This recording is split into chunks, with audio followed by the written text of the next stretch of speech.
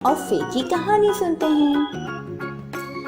ارے ہم تو کسی کے گھر کے اندر آ گئے ہیں، یہاں پہ تو فے بھی ہے، اور یہاں پہ تو فائزہ بھی آ گئی ہے۔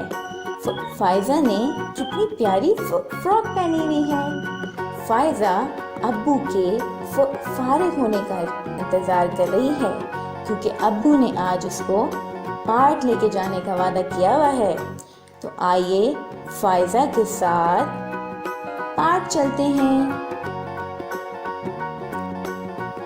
فائزہ اور ابو اتنے پیارے سے پارک میں آ گئے ہیں۔ یہاں پر تو ایک بہت ہی پیارا سا فوارہ بھی ہے، اور یہ یہاں پہ ایک انکل فارسی بھی بیچ رہے ہیں۔ بچوں، آپ نے دیکھا کہ کتنی پیاری سی فاختہ بھی آ کے فوارے پہ بیٹھ گئی ہے۔ مجھے لگ رہا ہے فائزہ آج ابو کے ساتھ بہت زیادہ مزہ کرنے والی ہے۔